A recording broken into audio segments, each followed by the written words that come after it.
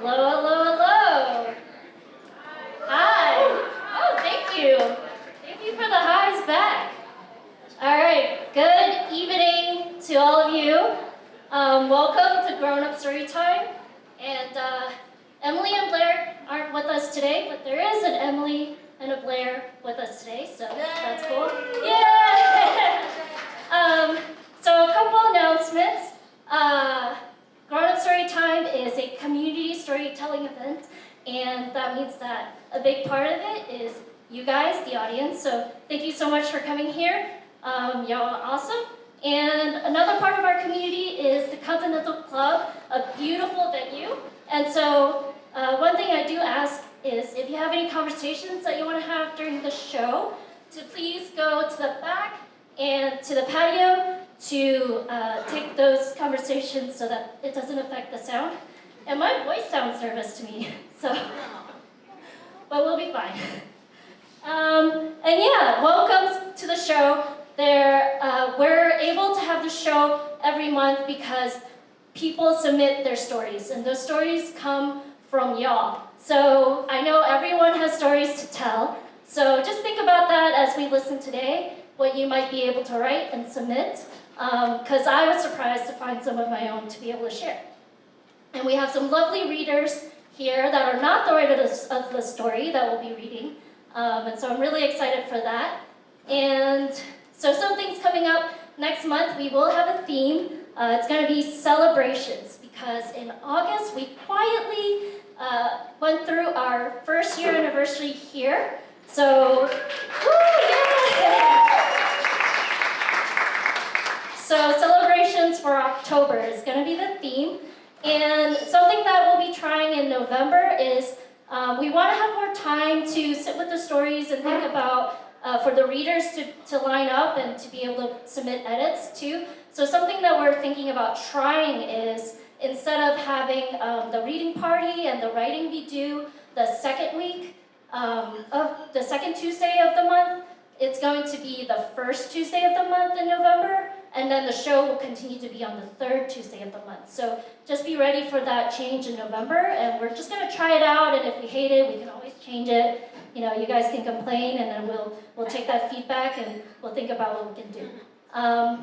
But yeah, I'm just really excited to be here, and really excited for the show.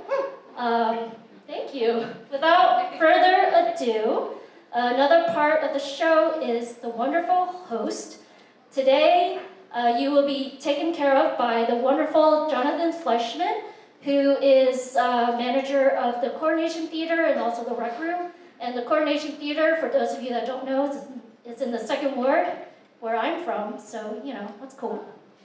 And, yeah, I think that's it for me.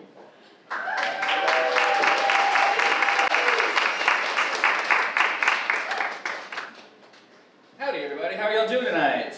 Having a good time? I have these sweet glasses on, so I don't have to look at you guys, but I looked at you before. You're all looking real good out there. As was said, my name's Jonathan Fleissner. I'm going to be your host tonight. Jonathan's a Hebrew name.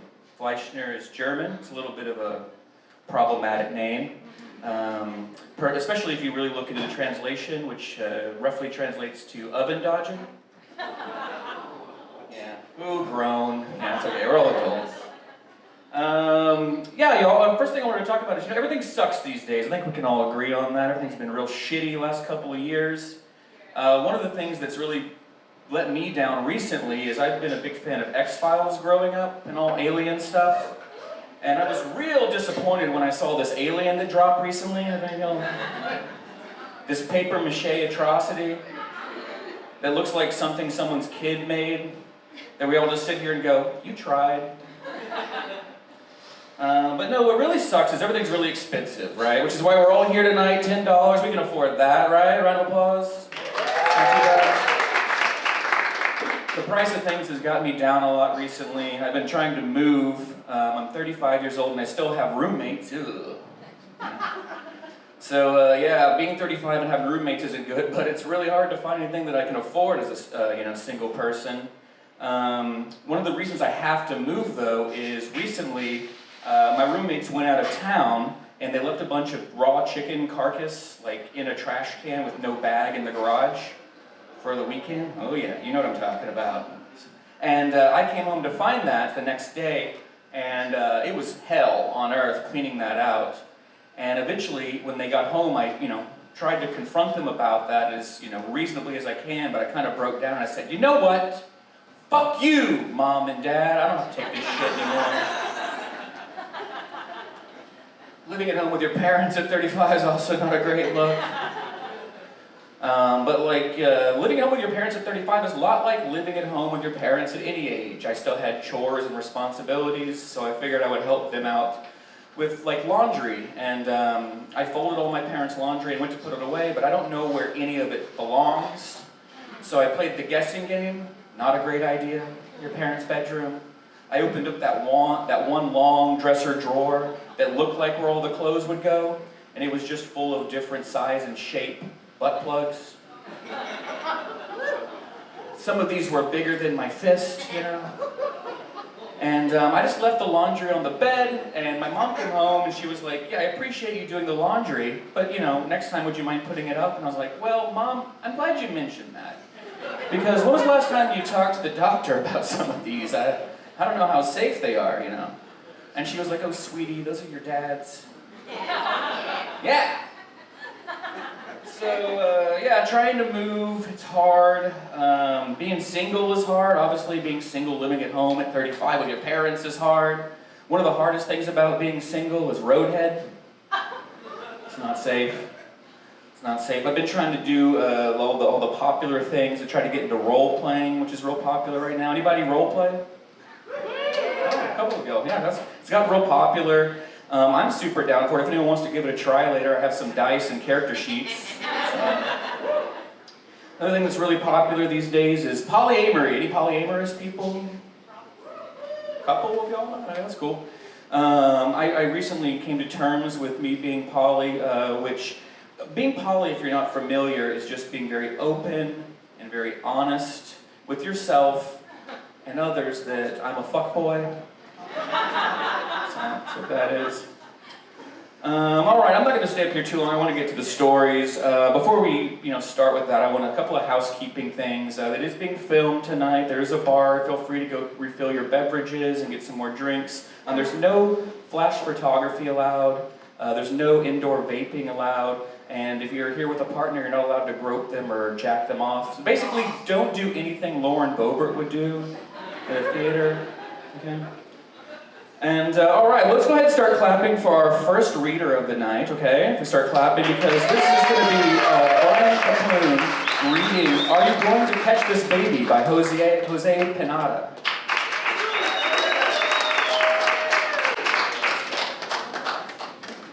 Hello.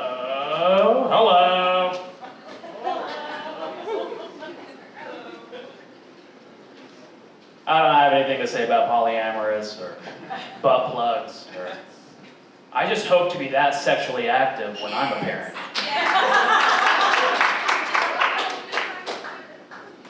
What was that? I do. I had a dachshund. He passed away last year. It's okay. I got married though, so not to my dead dachshund. Okay.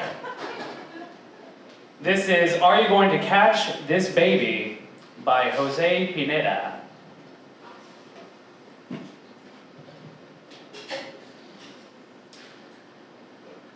By the time March 3rd, 2020 came around, my wife Mary and I were very anxious to meet our baby.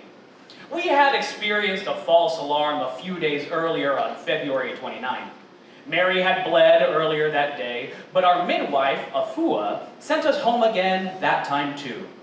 She recommended we do some walking, so Mary and I walked in the park across the street. It was full of people since it was Super Tuesday and folks were waiting in line to vote. We went back to our midwife later in the evening, but still the baby was not coming. Our midwife recommended taking an herbal supplement that might help move things along, and we agreed. She told us it could take 2 doses, but we would start with just 1. She also warned that it would take time to have the desired effect, so we might show up in the middle of the night. She recommended we get some rest and sent us home.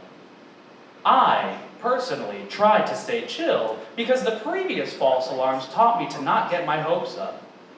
We got some Whataburger and went home. As we ate, we watched The Late Show with Stephen Colbert. Mary started to experience contractions again, but like I said, not getting my hopes up.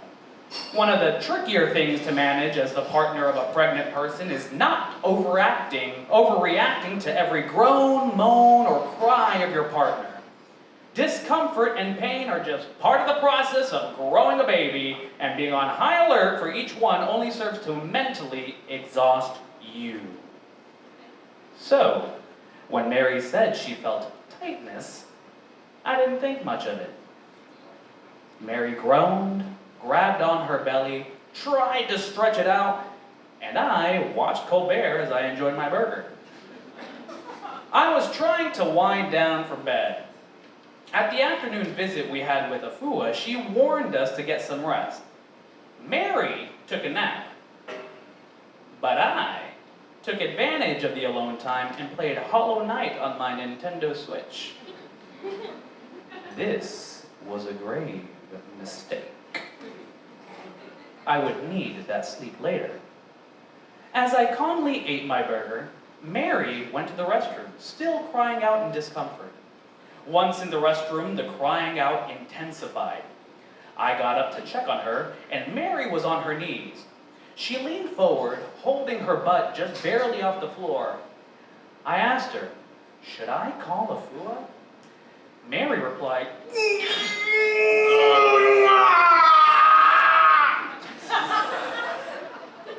and I decided that would be the last question I asked Mary. I'm not a very decisive person, but in that moment, I did decide that tonight there was no room for indecision. I just needed to act. No more questions. I pulled my phone out of my pocket, typed AF into my contacts, and tapped on Afua. When she answered, I caught her up. Afua asked to speak with Mary. I didn't think this would be possible, but I also knew I could not describe what Mary was feeling. I walked back to the bathroom and told Mary Afua wanted to talk with her. Mary replied, "Okay!" Before I could pull the phone from my face, Afua said, "Never mind, I can hear her.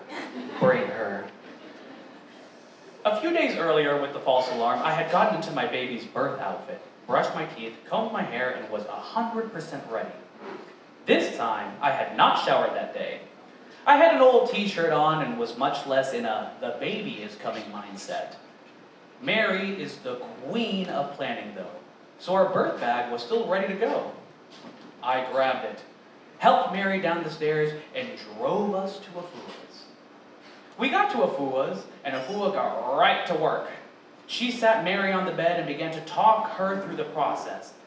I sat in a rocking chair across the bed, and as I watched them sit together, I thought to myself, if Mary could take pictures right now, she definitely would be taking non-stop pictures.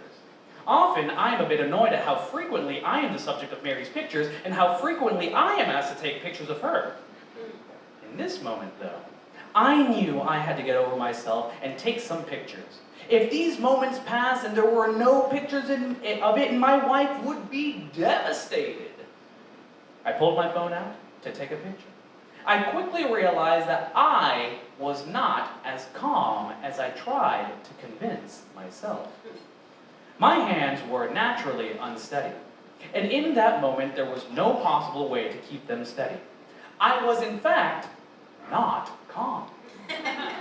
I had adrenaline running through me. I was nervous and a bit scared of the unknown that faced me. I clumsily tapped the picture button and took one terrible out-of-focus picture. I put my phone away. If all I was going to do was take out-of-focus terrible pictures, then it wasn't going to happen. At some point, Afua had offered Mary the option of getting into the tub of water commonly used for giving birth with midwives. As midnight came and went, the dream of posting... It really was a Super Tuesday, along with a picture of our new baby, died. Along with the dream of a February 29th baby we thought we'd have just days earlier. It was officially March 4th. Mary was in the water, and I knelt down next to her. I began trying to soothe her with my touch. I would remind her to drink water. I would pour water over her back and shoulders. Sometime, nearing 3 a.m., I saw a swirl of water coming from Mary. Her water broke. I went to find Afua. It was finally happening! I also texted Andy, our doula/photographer, to come. I was so excited. Any minute, I would meet my baby. From this point, I don't really remember the precise order of events. But Andy arrived, and I met her at the door. I remember Mary mentioning she was feeling overwhelmed by people. There were only 2 of us. So I told Andy it would be best to be present, but distant. Andy understood perfectly and began her role seamlessly. Immediately, she took over the responsibility of refilling Mary's water cup. I was so grateful for that. I did not at all like leaving Mary's side for anything, but kept doing it to refill her water. Having Andy there for those types of things was a huge blessing. We spent some more time in the tub, but every time Mary would push, we wouldn't get a baby. Eventually, Afua pulled Mary out of the water. We would then try to bring the baby into the world in all sorts of positions. On the bed? Nope. On your knees? Nope. Crouching down, holding the doorknobs? Nope. The toilet? Hell no. I'm grateful the toilet didn't work. It was the only place we tried that I felt strange about. Then Afua mentioned the birthing stool. This was going to be the one. But not before switching back to the bed where I first saw my baby's hair. Not before walking around more. Not before going back to the bed again and having Afua almost take us to the hospital. This went on for hours. I began to regret skipping the nap to play video games. I crossed the line of 24 hours awake. The sun had come up, and we were approaching an afternoon baby on the day after we first arrived to deliver the baby. During these hours, Afua offered a second dose of the herbal supplement. This would eventually be the key that got the baby moving. On our second time around using the birthing stool, the baby finally got on board and started to crown. I yelled out to Mary, "We can really see the baby's head now!" I had to stress really because we had been seeing the baby's head for hours, but this time it was poking out beyond Mary's body for the first time. Afua was telling Mary we needed one more push to get this baby out, but insisted that Mary needed to see her first. She asked for a phone and literally got on the floor under my wife to take a picture of her vagina using one of her staff's phones. I actually have no idea what happened to that photo. My wife's vagina, with my baby's head coming out, is just floating around on some person's phone now. Mary was not interested in looking at pictures, and that was quite clear as she replied to Afua in a short and annoyed tone, "I see it!" Seconds later, at 10:56 a.m., Mary would push again, and my baby's face popped out for the first time. I froze. It was amazing. Up until then, like everyone else that wasn't Mary, I had only ever experienced the baby's kicks and punches from inside my wife. But now, a little baby face was plain to see right in front of me. I was in awe until I heard, "Are you going to catch this baby?" I had told Afua that the only request I had for the birth was to catch the baby. Mary had explained to me that at the birth of our older kid, the hospital immediately took the baby away and then had all sorts of relatives hold the baby before Mary. She was not going to let this happen again. It was one of the many reasons we did not want to use a hospital for this birth. Knowing this, I committed to not asking to hold the baby until Mary was ready to allow others to do so. Mary would be fully in charge of that decision. Because of this, I knew the only way I could guarantee holding my newborn quickly was to catch the baby and then hand the baby to Mary myself. I was so wrapped up in staring at the baby's face, I nearly forgot. "Are you going to catch this baby?" Those words snapped me back to reality, and I extended my arms under Mary. She pushed one last time, and the rest of that little body fell into my arms. It was the most powerful moment of my life. I was again immediately awestruck. Mary was asking me something, but I didn't know what it was until she reached down, looked between the baby's legs, and said, "It's Amelie. Her name is Amelie."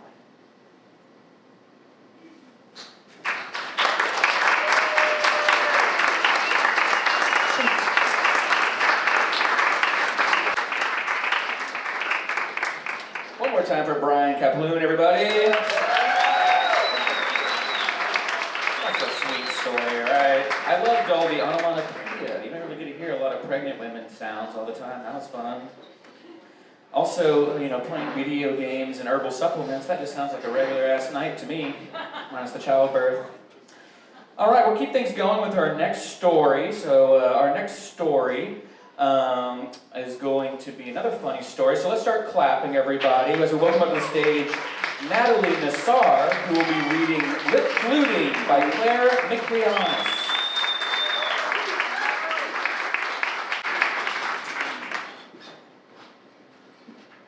Good evening. And I'm Bryan Kaplun's wife. That's my wife! We lost our dog, we got married. All right. This is Lip-Fluting by Clare Miklaunus. At just 17 years old, I arrived in Houston from my prior job in England, 3 weeks after the start of Houston Ballet season. The opening repertoires were already cast, so despite my excitement, I spent my work days feeling wholly useless and idle.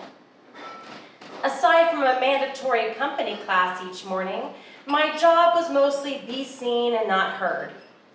One morning, after class, the head ballet mistress strode into the company lounge, scanned and stopped, when her eyes fell on me.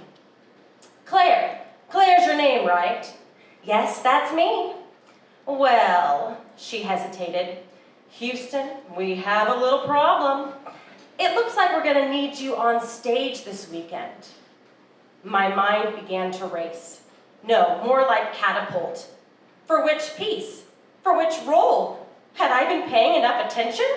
I hadn't even practiced a single step for any of them. How could this be happening, for fuck's sake, this weekend? "Oh, but don't worry, honey. Your part is super, super easy. This isn't even a part you're understudying for." She tried to reassure me. I froze. My eyes glazed over, and a phony smile ran across my face, hiding my inner existential crisis from the ballet mistress. On top of everything else, this was a brand new role? It's about the piece called The Pied Piper. In the very beginning, there is a flute solo, and well, the lead flutist broke her foot this week, stepping off a curb or something. I nodded, mostly to show her I was still conscious. "So, we need you to stand in for her." "Oh, okay, I'm sorry. I mumbled. "I don't know who told you I could, but I can't play the flute. I am so sorry." The hamster on the wheel in my mind raced onward. Was this overlooked on my resume? A spelling error? Could this be my downfall? Oh, I should have auditioned for at least a summer program at Juilliard. My internal monologue cursed my own stupidity. My career over, and before it even began. But she laughed. No, we just need you to pretend to play the flute. I looked at her completely dumbfounded. "Oh, will I be lip-fluting to a recording or something?" No, she clarified.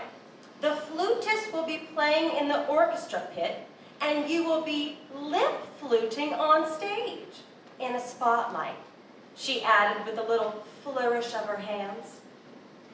"Oh, okay, I get it now."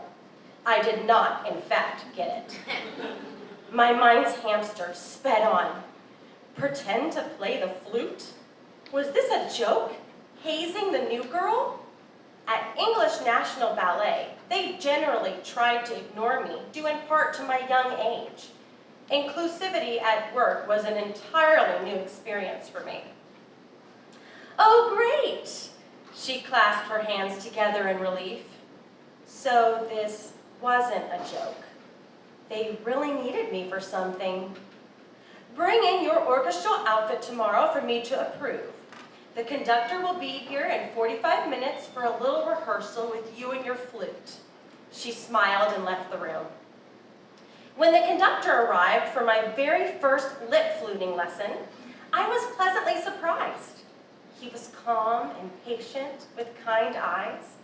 He showed me how to carry and hold my instrument and how to curl my lips in the way that real flutists do. He hummed the music and cued me to breathe and gently sway, to lift my elbows and move the fingers in the correct way. This was the sort of one-on-one coaching I had been starving for in England and during my first month here. Now, if only it were dance-related. I could yearn. That evening after work, I purchased a single paper towel roll and tediously unrolled it all. I stuffed the paper towels in a kitchen drawer and held onto the tube. Now for the outfit.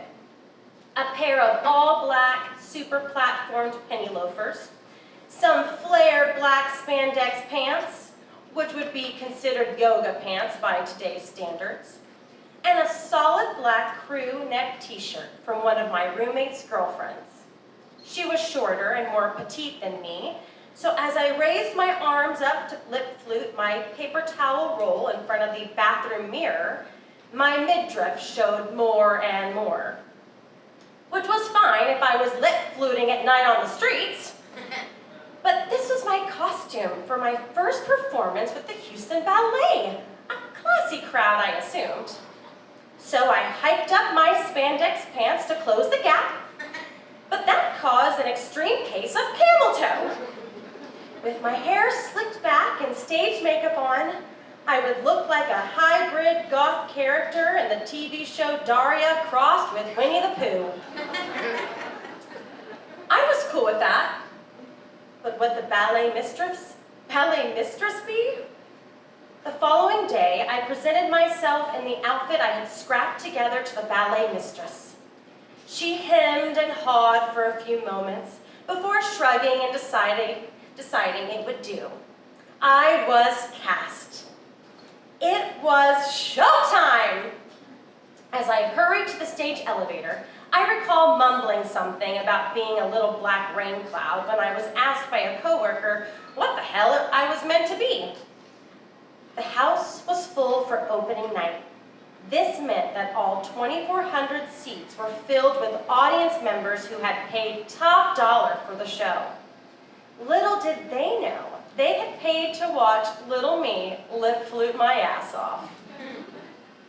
I stood nervously in the wings, flute in hand, baby doll tee on, like some goth orchestral Winnie the Pooh.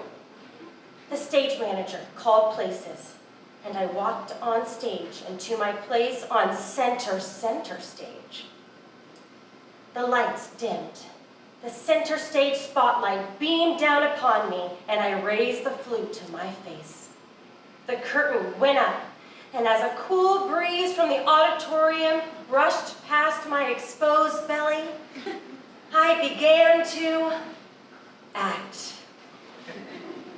The lip-fluting only lasted a few minutes at most, though it felt like a decade. I swung between the fear of overacting, then underacting a moment later, as I attempted to appear as sincere and believable as I could. A small screen lowered in front of me, and I made my exit off stage. I could hear generous applause from the audience.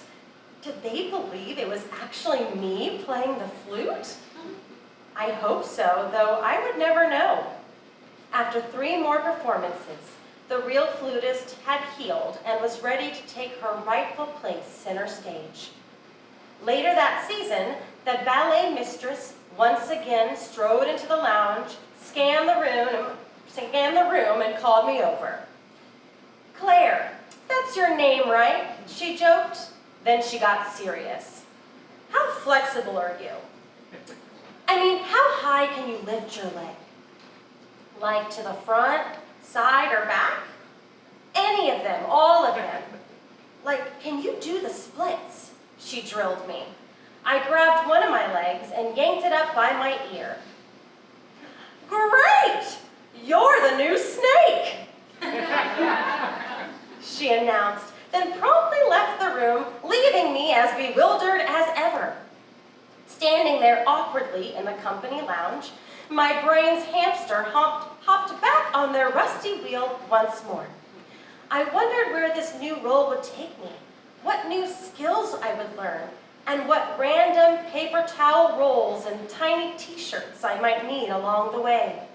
What piles of old crumpled paper towels would I discover shoved into a junk drawer years into the future and think to myself, oh fuck, is that a story that needs to be told? Thank you.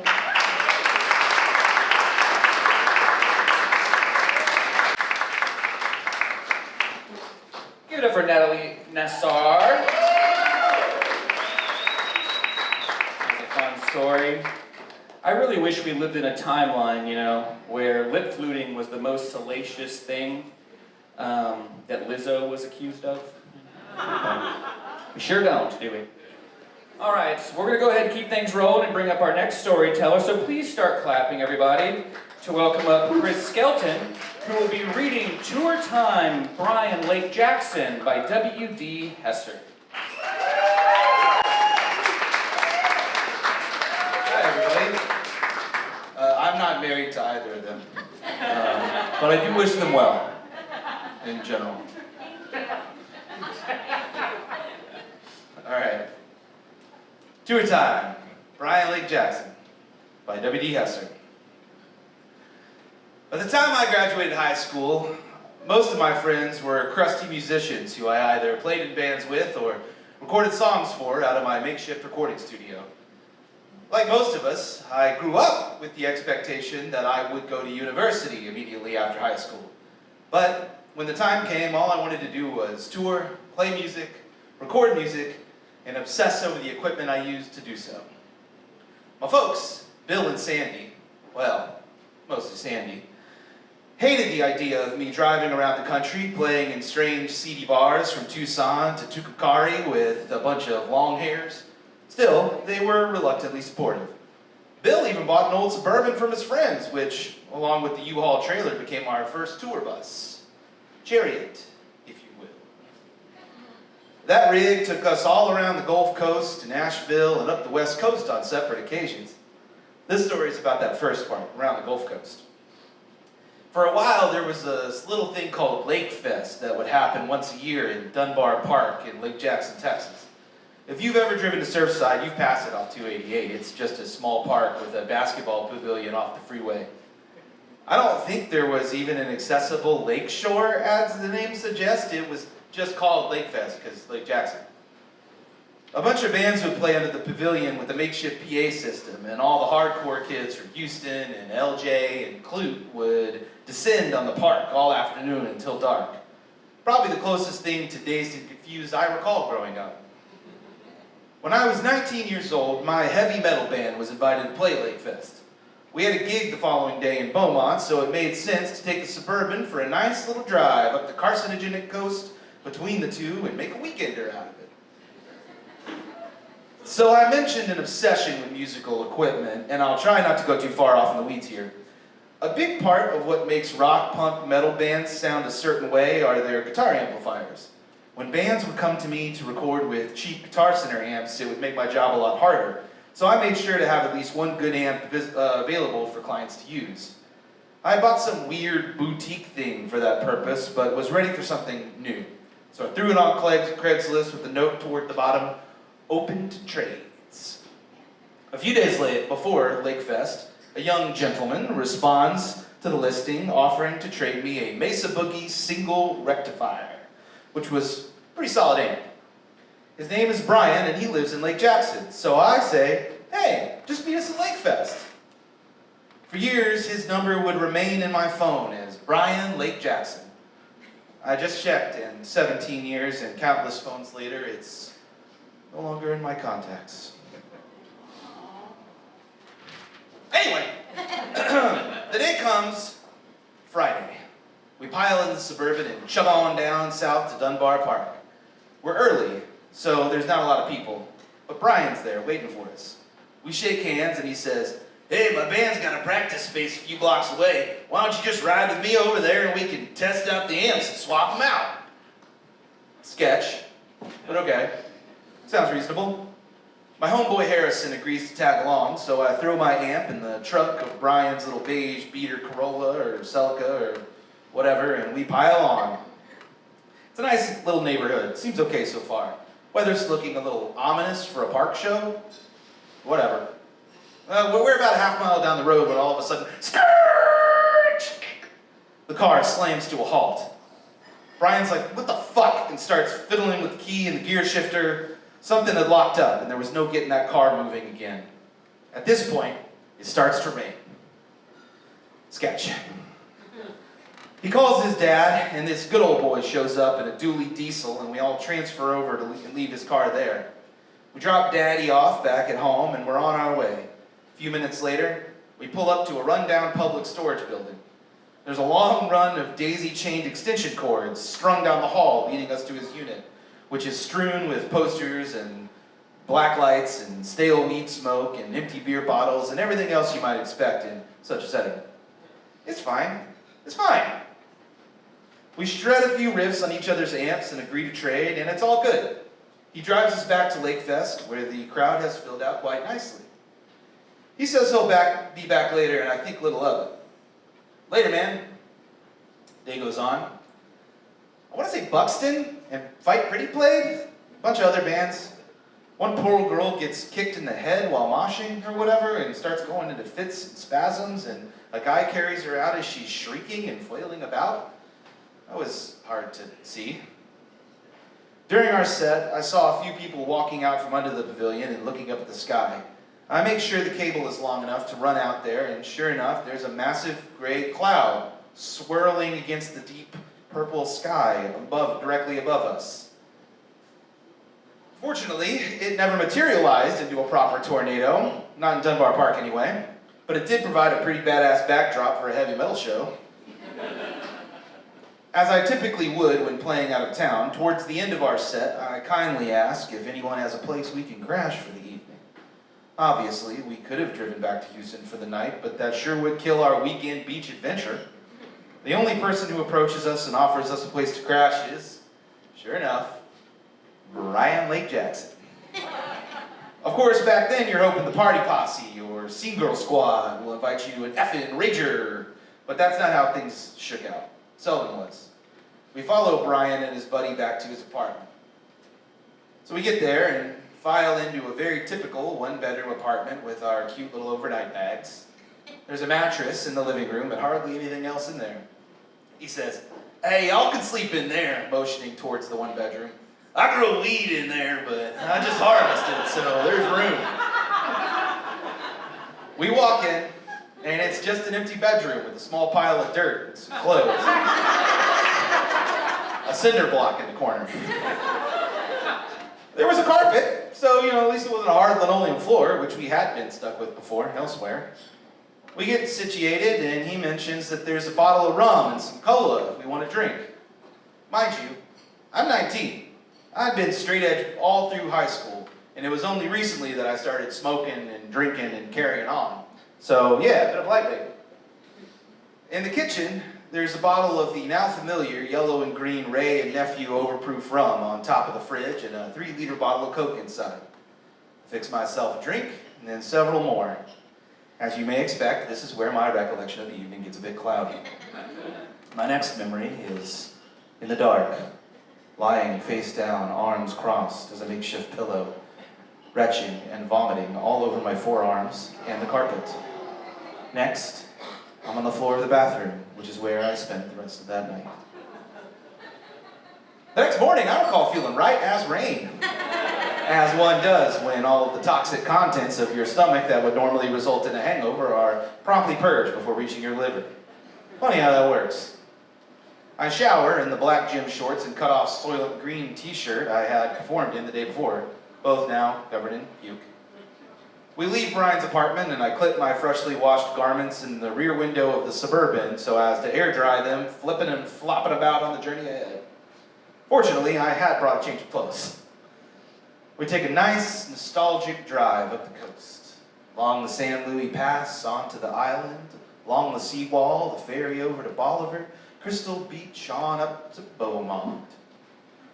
Saturday night show is at a super divey bar called the Vortex. Anyone remember the Vortex? In Beaumont? We play what I remember being a really fun set. It felt good. I give the same spiel about needing a place to crash, and this time we do get invited back to the small town punk kid party posse. I catch a ride with one of the bartenders who I fell in love with, who would then a year later move to Houston, share my first apartment. You get the picture. That's a long story, for another time perhaps. But that Third Coast heavy metal beach vacation weekend was the start of something special, besides proud Mesa Boogie ownership and an aversion to rum and cokes. Well, on that lovely coastal drive between gigs, I got to hear the side of the story from the boys who had not blacked out from pounding overproof rum the night before. Here's more or less how Harrison tells it. We all lay down in the weed room to go to sleep. I'm on my back, and he starts hearing gurgling and smelling vomit. He turns me over on my stomach, probably saving my life. Thanks, Harry. That's when I must have had the brief recollection I mentioned earlier. He says then, sternly, "William, go to the bathroom!" At which point I immediately stand up and apparently, very quickly and coherently, tiptoe around my sleeping bandmates to the bathroom, where I would spend the rest of the evening. He then walks into the living room to apologize and ask for something to clean my puke out of the carpet, where he finds Brian Lake Jackson sitting upright in bed, fully clothed, with a baseball cap on, and his buddy sitting in a chair off to the side as they both sit in silence watching Girls Gone Wild infomercials.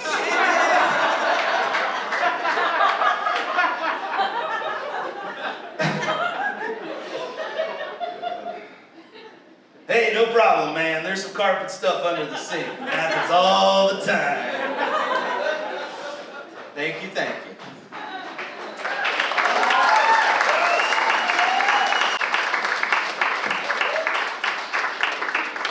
One more time for Cris Skelton, everybody. Man, that story brings me back. As somebody who used to actually tour and play shows with Fight Pretty and shit in the Lake Jackson area, I think I know Brian from Lake Jackson, okay? And I definitely remember those Girls Gone Wild videos. I just wish I could drink like I could, back then. Anyway. All right, let's bring up our next story that we're going to be doing tonight. Oh shit, this one has an interesting name, another familiar topic. Okay, so this story is being read by Blair Truesdell, and the name of this story is Guess Who's Watching Porn in My Household, written by Sarah Bellum Mental.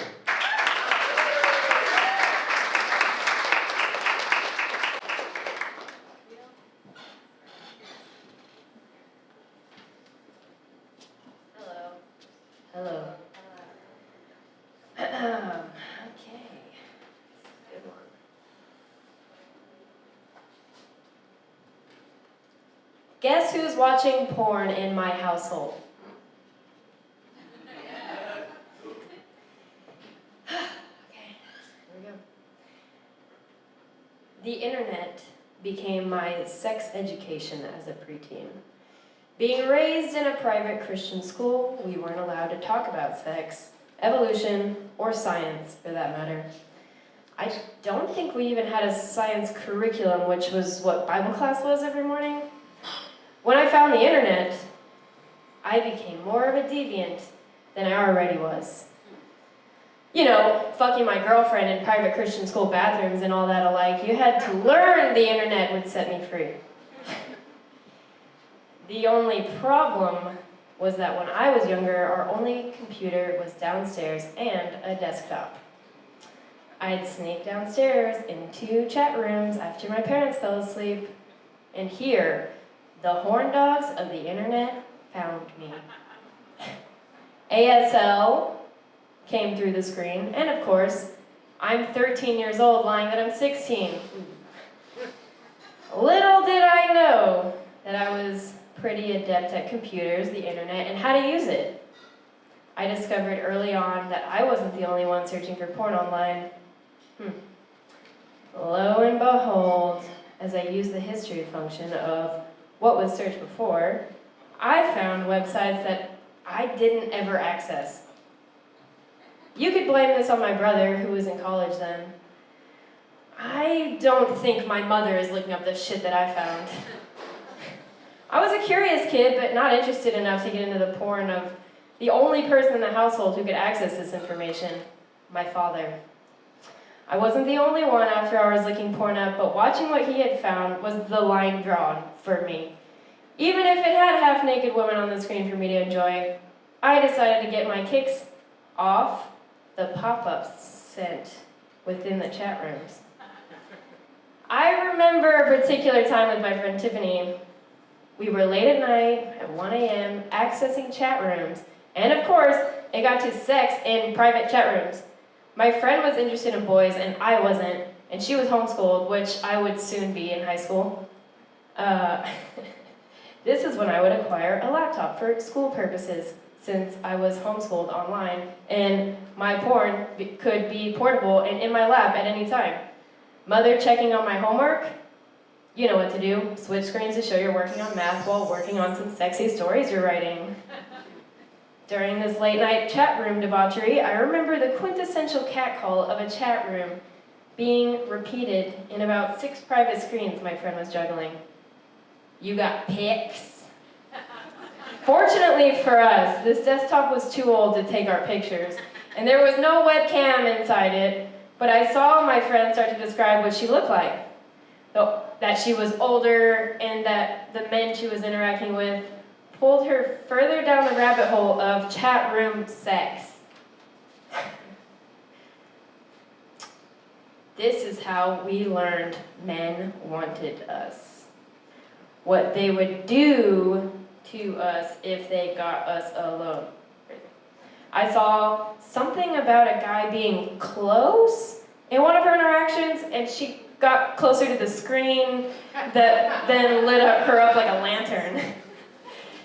There were pop-ups of porn being sent with some of the private screens, and she seemed so into it that I decided to give her some privacy.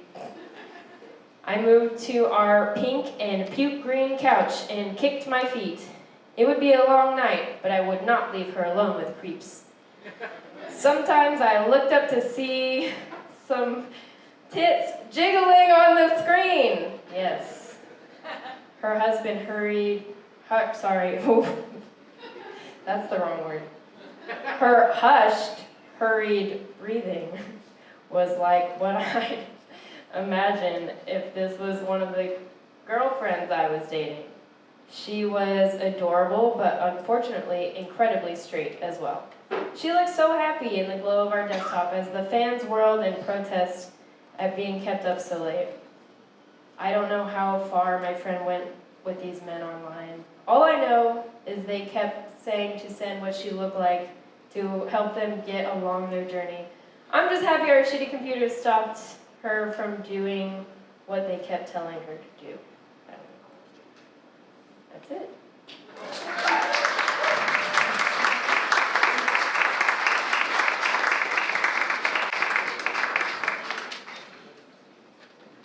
it for Blair Truesdell, everybody.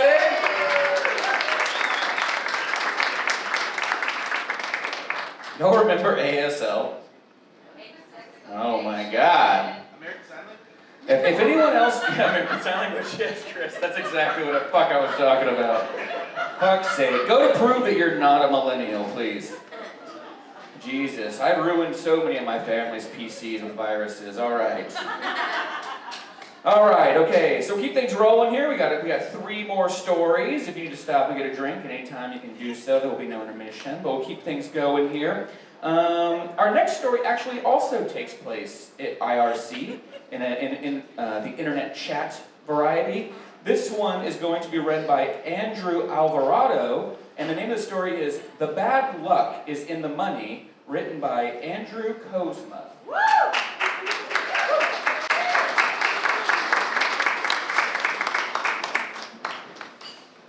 All right. So, the bad luck is in the money.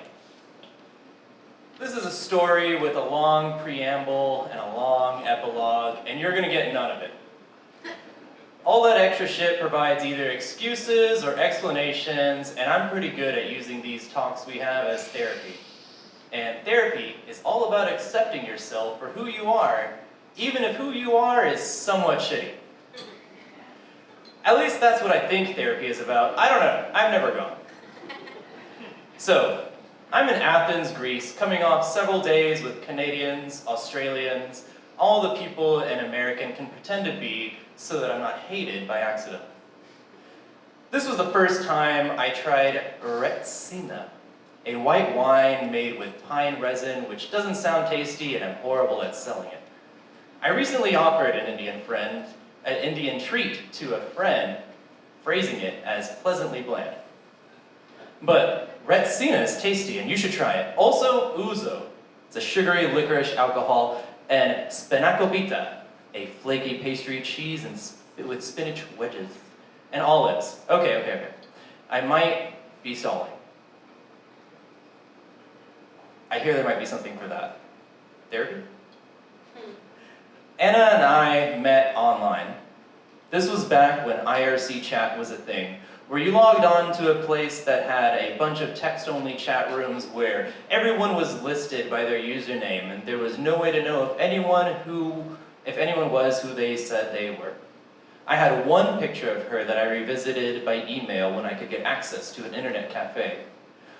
While I waited for her to arrive in Athens, I stewed in anxiety. The thing is, I had fallen in love with someone I had never met. Or to be more precise, I had declared love for someone I had never met to that someone, and they'd done the same in return. Have I mentioned that Anna and I had never met? We might have talked on the phone once. Her voice was a false memory. She was a false memory. Everything I built up in my head about her, what drew us together, was just as likely to be an illusion as it was to be real. Anna was an artist. She wouldn't show me her art. Had already been married and divorced. We were both in our mid-20s. I think he left her because he was gay. And her family owned a hotel in Cyprus. Eventually, she'd offer me a place to stay and a job if I wanted. I met her at the airport, and things were fine. Hugging someone you've been dreaming about for months level fine. And weird. Weird and fine. That kind of weird and fine when you see someone translated from a 2D picture to 3D real life where you can't quite get a handle on how they exist in space. Weird and fine and good. That weird, fine, good, where patterns of speech you've only read in online emails come to life with all the pauses, inflections, and awkwardness of a brain in action at that moment reacting to you. It was weird and fine and good and glorious and full of dread, the way things are full of dread when you know they have to end, and that end is already texting you from the airport, letting you know it is on its way. Maybe the first sign was when we reached the hotel from the airport, and Anna argued with the cab driver over the fare. She said, in English, that he could tell we were tourists, even though she's Greek, though from Cyprus, and was overcharging us, and we shouldn't pay. They argued and argued and argued, and I eventually paid the man. I had the money, who cared? Anna glared at me. But at least our vacation together could finally start. We spent a week in Athens. We wandered through the Archopolis. We shopped at the Agora. We ate at a restaurant halfway around the Gulf, eating its way into the city, eating our own way through delicious meal after delicious meal. We drank, we ate, we toured museums where nothing was in English, so I was forced to appreciate the art itself. We wandered the city as a riot snaked its way through downtown, burning cars and broken windows left in its wake, ATMs ripped from their moorings, all because the American president was visiting. We were stopped by a Romani woman, and hold on, just one thing that sticks with me, and I feel guilty over before that moment. I was a virgin and wouldn't have sex for 2 more years. Anna had been married, so I assumed she wasn't. But love and lust are for me, inseparable. One night, we'd both gone to bed and she was asleep, and I began to kiss her, and she responded sleepily, half asleep, lazily awake, and at the point where she was hot and bothered and wanted to have sex, I didn't. I refused. I didn't know what I was doing or what I had done. No one cares about this. No one but me. It's the smallest of small things, something I'm sure Anna has forgotten. Why would she remember this non-event? And yet, even the memory is a scar, something I touch again and again, worry over. I hoard guilt like a precious jewel that always finding a new fascinating facet to obsess over. Yeah, I know, I should try therapy. So we were stopped by a Romani woman on our way to somewhere in Athens, wandering, I suppose. It was one of our last days there where we become comfortable with our real-life selves over our online curated personas. I remember climbing up a cobblestone hill, finding various dead ends on the winding back streets and a cafe where we ate. The Romani woman was old, her face wrinkled, her hands the texture of crumpled up paper, and she spat Greek at us hurriedly, desperately. Like Anna was with that cab driver, I urged her to walk away, to ignore what the woman was saying. But, unlike the cab driver, this wasn't haggling over a service. When I asked Anna what the woman was saying, she wouldn't tell me at first. Asking again, she said that the bad luck was in the money. That Anna's bad luck was in the money. That's why she'd gotten divorced. That's why she was unlucky in love. The money. And the money was why she was unhappy. If she gave the woman some money, she'd take the bad luck from it and Anna would be free. I said that was dumb. I said she shouldn't do it. I said it was stupid, that she wasn't unlucky, that fate doesn't work like that. Anna gave the woman $100. The Romani woman wrapped up the bills in a paper napkin, said something over it, and handed the napkin back to Anna, and telling her to open the napkin again that night to reveal the money, and her bad luck would be gone. We walked away, Anna holding that crumpled napkin in her crumpled fist, hope blazing from her eyes. 3 weeks later, I'd be flying back to the US. Anna remained in Cyprus. We never saw that money again. And I don't know what happened to the luck.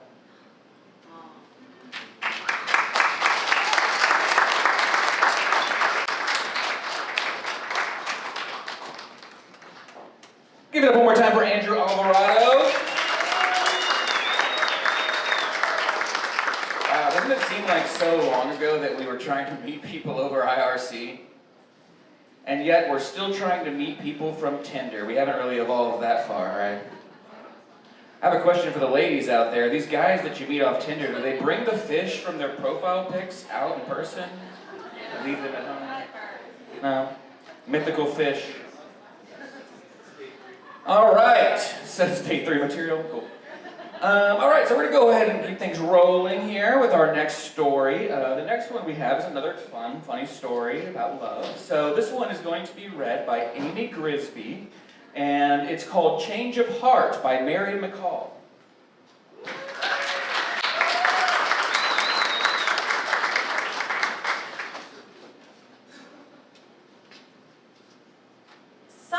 Recently told me that throughout a marriage, you get to meet and fall in love with different versions of your partner.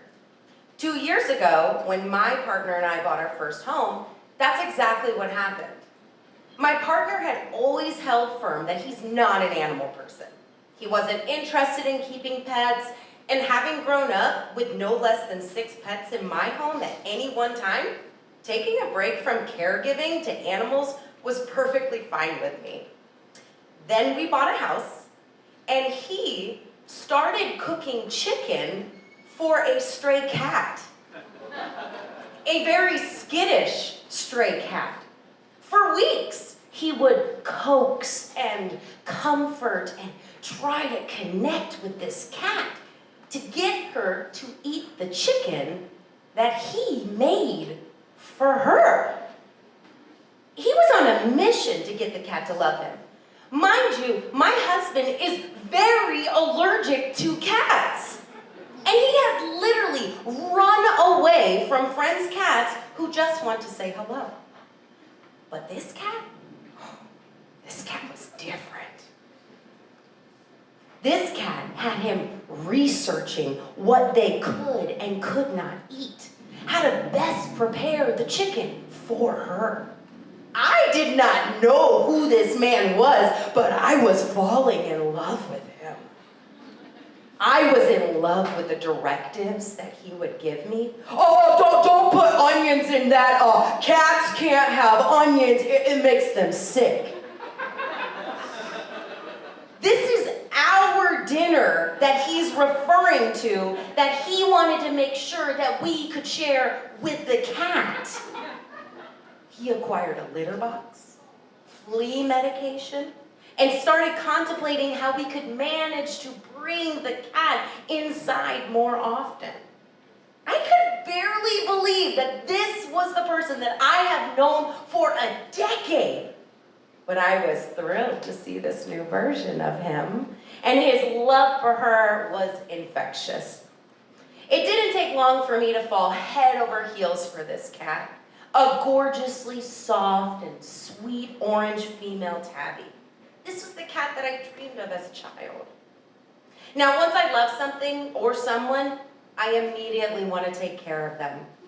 Now, with this precious angel kitty burrowing into my heart, I couldn't in good conscience encourage the presence of an invasive apex predator in my yard without giving all potential prey a fighting chance, i.e. a bell.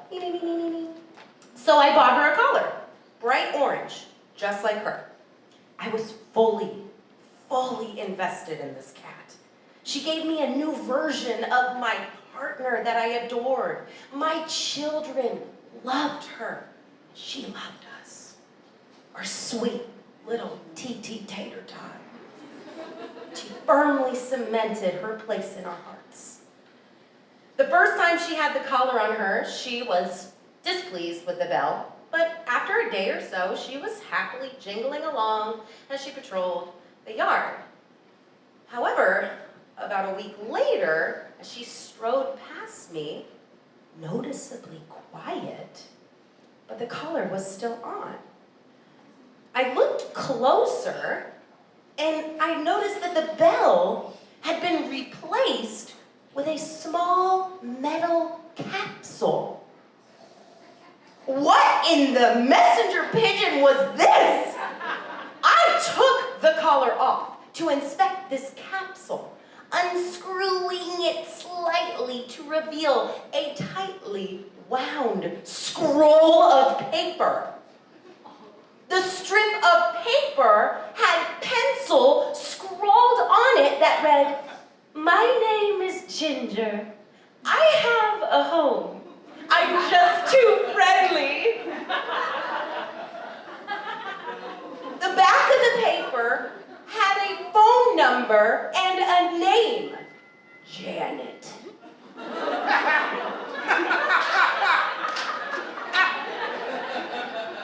My face went red and hot, embarrassed to have fallen in love with another person's cat and claimed them as my own, and pissed that she couldn't have bothered to take care of the cat by supplying her with a collar and bell from her own pocketbook.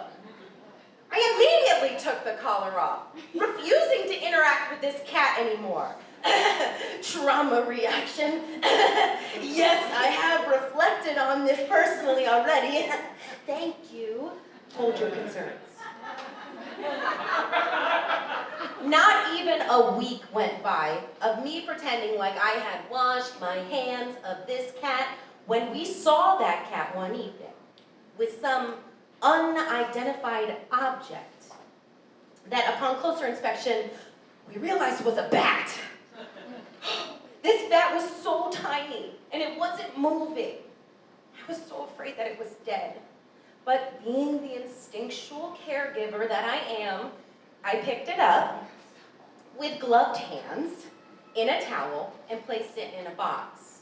I was terrified that the cat had come in contact with the bat because I had very little faith that Janet had given the cat proper shots to protect her from rabies. I don't have a lot of knowledge on rabies or how they test.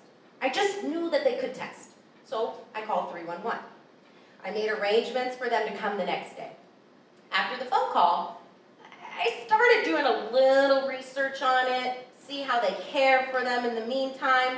And in that pursuit of knowledge, I also discovered they test for rabies and what they do, and there's a lot of ambiguity. I'll spare you the details, but y'all, it's pretty gnarly, and frankly, I was still deeply invested in the cat, and now the bat. I could not stomach it. So I found a specialized bat rehabilitation in Dallas. They connected me with a woman named Mary in Houston, known as the Bat Woman. She's a rock star. She agreed to take on the bat and monitor it to verify it was not rabid and keep me updated to know if I needed to then manage a potential infection for the cat. For the record, everything was fine. No signs of rabies. The bat was able to be fully rehabilitated. Anyways, back to the cat. My fragile heart was in no position to be prideful. So I bought another collar. And this time, I wrote on the collar in black marker, "Killer cat, do not remove bell."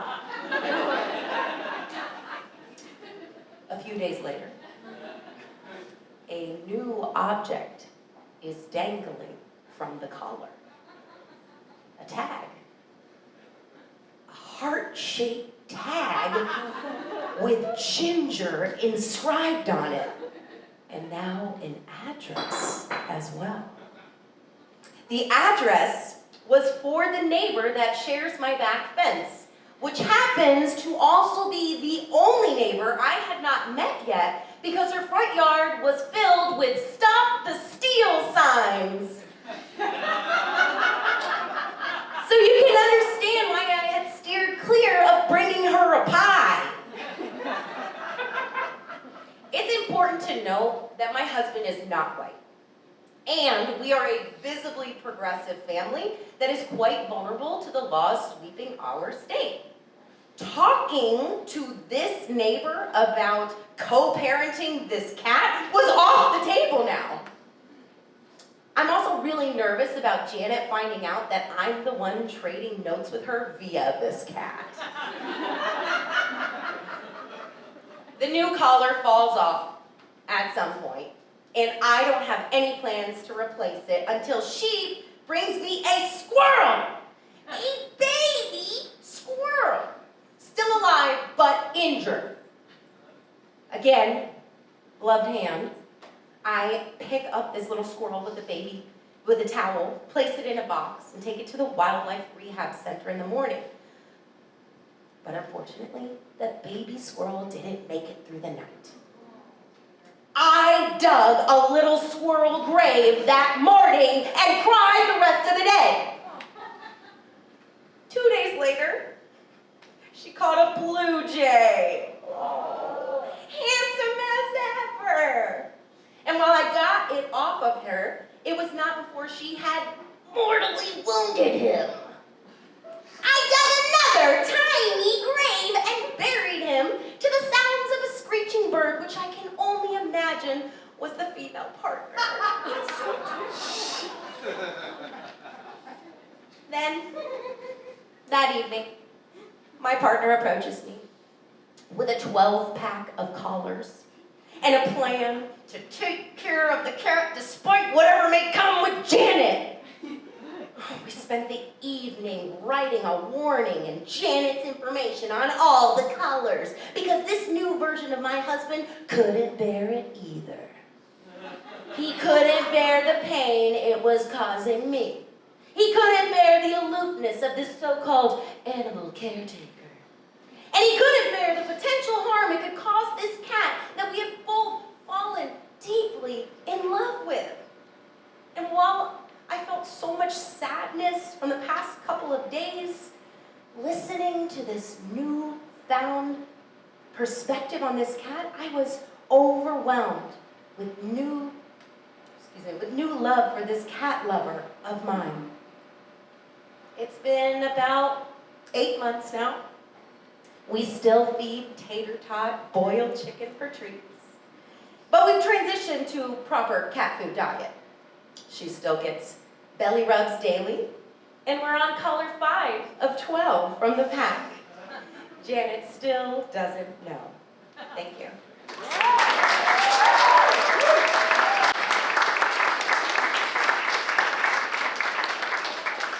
Amy Grisbee. Did y'all really think you were going to get out of here without one cat story? Come on. That was great. That was great. Fun fact, if y'all didn't know this, yeah, cats live multiple lives, right? It's a common expression, 9 lives, but really what they mean, 9 households is what I think that interpretation is. Little unfaithful, furry love machines. But yeah, that was pretty good. That was pretty good. We have one last story left that we're going to give you before we leave for the evening. So everybody please start clapping. Welcome our final storyteller for the night. This is going to be Dusti Rhodes reading Staples in My Head and a Song in My Heart, written by Astrid.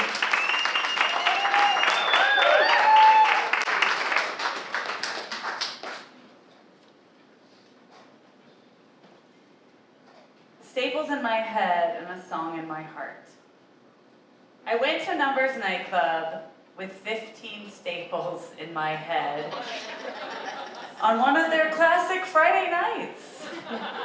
I wasn't supposed to, what with, the 15 staples in my head. But when you think about it, how could one not? Numbers didn't go well. I didn't have much attire to put together a vibe with head staples that whispered edgy instead of accident prone. Also, I wasn't medically cleared to be on a crowded dance floor with all the lasers and thumping beats. Did I get the street cred as an authentic emo punk? In my mind. I don't think it was on anyone else's mind. I do think the lasers bouncing off the head staples had a neat visual effect. The staples were what remained of a benign, big-ass brain tumor. Y'all, I had a thing that over 10 years in time grew to the size of a squishy softball behind my left eye. And I didn't know about it until the last week of its inhabitation. Make your hands in the shape of a softball. You need both of them. Make that. Everybody do that. I can see some of you. I'm a teacher, so I'm going to request that I see that. Like, we're not getting away with this. Like, we're all going to do this. Yeah. Make your hands in the shape of a softball. Now think about that mashing down on your skull and what havoc that would cause, because that's exactly what happened. The eeriest thing is that I didn't know. Toward the end, people suspected something was up, but assumed it was recreational substances, a former family tradition, or they assumed it was just weirdness. The doctor explained it like this: imagine all your brain cells are sitting in assigned seats like the audience in a theater. Okay. What's been happening is this meningioma is actually in the meninges, which is surrounding the outer side of your skull, just beneath your outer side of your brain, just beneath your skull. And it has been getting bigger and pushing inward. And it's displacing all of those brain cells, moving them out of their assigned seats and like crowding them on top of each other. So it's no wonder you're cursing a blue streak right now. It's also affecting your impulse control center. Because my response at the time was, well, God damn it, motherly, fuck. My mother asked, will she talk like this after the surgery? Oh, you'll be amazed, the doctor said. All that depression will be gone. She'll think so much clearer, so much faster. It'll take a couple of years for those brain cells to settle back down into their assigned seats, though. I stared at him dumbstruck. I also stared at my mother. It seemed like a perfect time to be cursing, so I just went in and threw a little more fuckity-fuck-fucks in. I had just turned 29, and a few months earlier, my father had died from 3 small, undiagnosed, malignant brain tumors sparked by a melanoma. My parents were divorced, and though I take more after him, our relationship had become strained. The last time I had spoken with him over the phone at Christmas, I had cut the conversation short because his words were slurring, and I assumed he was drunk. You know, that family tradition. He had slipped into a month-long coma the next day. I held his non-responsive hand during the 4 days I was able to go see him, trying to say, I'm sorry, all the confusion and grief and anger at myself, at him swirling inside me. I knew they were going to take him off life support. The night he died in New York, I woke up bolt upright in bed from a dream in which he was circling around the ceiling fan above me and said my name. The sheets around me were drenched in mysterious heavy night sweats that had become increasingly common. The thing about death is how it allows one to forgive. It radically reframes perspective. I wish I had known. I wish I had kept him on the phone longer. I think it's why I don't want conversations to end sometimes over the phone, over text, because there's this hidden space when reaching to connect with someone's soul between 1 second and the next. A light could flicker and they're gone. Or it could be that I just don't know how to end conversations. There are some things that fell along the way in my development as evidenced by the glowing alien blob in my skull cross-sectioned in that MRI. What the hell had I been thinking with for the last 1/3 of my life? Who was I? Was death coming? Was I just like my dad? There are 3 things that, taken together, one can signify a serious health condition. I did not know that at the time, as they aren't really easily connectable. The first is drenching night sweats. I mean, waking up during the night with the sheets around you soaked so that you stumble to grab a beach towel to spread on the bed so you can lie down and fall back asleep. Every night, every other night, who knows? The second is a sense of heavy impending doom.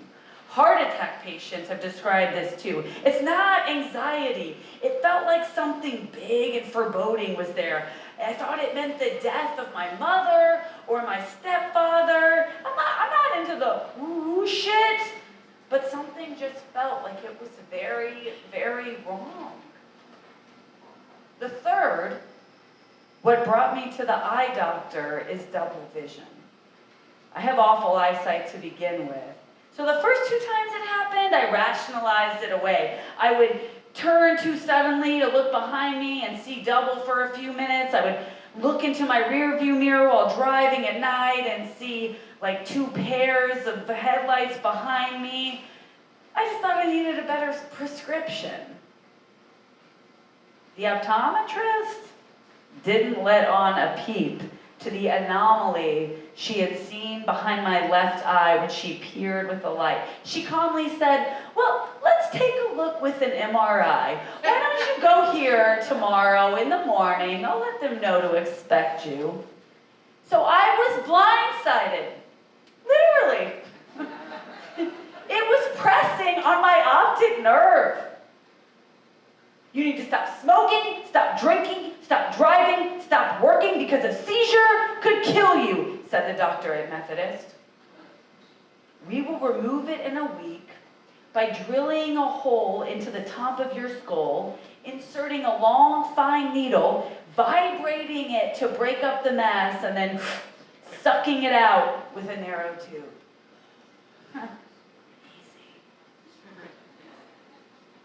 Within 3 days, I couldn't speak correctly.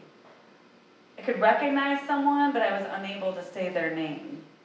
I was terrified of falling asleep every night because as I was drifting off over and over, I felt like a hand would grab the back of my head and throw me backwards off a diving board, paralyzing my limbs till I could gather my strength to move them, unable to say anything. I was given 1 Valium an hour before the operation. I was wheeled into the operating room, deeply terrified, unable to process the surrealism I had numbly come to expect that this would happen. But I did not know what waking up on the other side, or not, would feel like. Was this it? Was any of this worth it? Did any of us matter? I was on the operating table when they were coming at me with the anesthesia mask, and I struggled with them. You know how an animal will fight when it's cornered? I struggled to get away, to desperately push back against them, against everything. The desperation when it clearly didn't work in those final moments is the deepest panic that you can feel. Coming to, it was like existing out of nothing in the blackest night. There was a sound that I couldn't immediately identify, like another patient moaning over and over. I heard it for a while before coming aware that I had a mouth and I could make that sound. Then the nurses coming to me, getting to me with a place with light where people I could see and hear. It was such comforting confusion and relief. The left upper side of my face was numb for months. For over a year, I was unable to swallow food easily. My brother asked if I had any chunks of the tumor that I could like put in a pendant and wear around my neck. Fun. I had to go on temporary disability until it maxed out. I didn't work full-time for a long time. I had to take care of that whole recreational substance things and whatnot. And I didn't see a difference in my thinking, which was also scary. But what I did start was the rocky road to centering creativity, making meaningful connections with others, facing shit head on with love, that finally let me write this story. We all have hard times. Facing the good with the bad with love is it.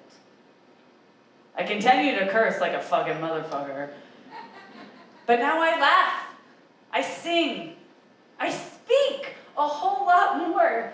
And I still go dance some shit out at numbers. And sometimes I feel my father's presence. Some of that woo-hoo shit. And I think, maybe we forgive each other. Thank you.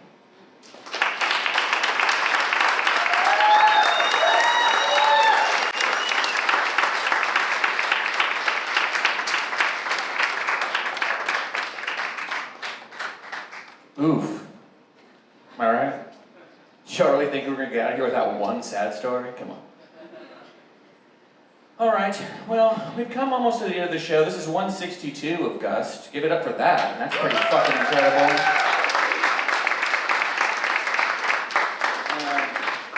Bar's gonna stay open for a while, and it's okay, you know, you can keep drinking. Don't worry about what your friends say about you if you're drinking, you know. There's a lot of excuses to drink that won't make you an alcoholic, okay? Is anybody's birthday here tonight? Is there a birthday? God damn it. God damn it. Well, it's someone's birthday tonight, so instead of us being alcoholics, we're celebrating them, okay? After a story like that, you deserve a drink. My name is Jonathan Fleissner. I've been your host. You can find more of my stuff on, I do a podcast called Booze and News, where basically we drink a lot. And we argue and name things, but mostly cultural events and current topics and politics, and god damn it, the more and more I say it out loud, don't watch that, right? But I also do cool stuff, like I'm a manager of a theater downtown called the Rec Room Theater. We have a new play called Heroes of the Fourth Turning that starts in October, which I'm very excited about. And a new venue that I'm helping run with my friend Sarah Bellum, which is called the Coronation Theater, and that's where you can get all your laughs and fun times, because it's an improv comedy, stand-up comedy venue. Come check us out on the east side, and cheers, you guys.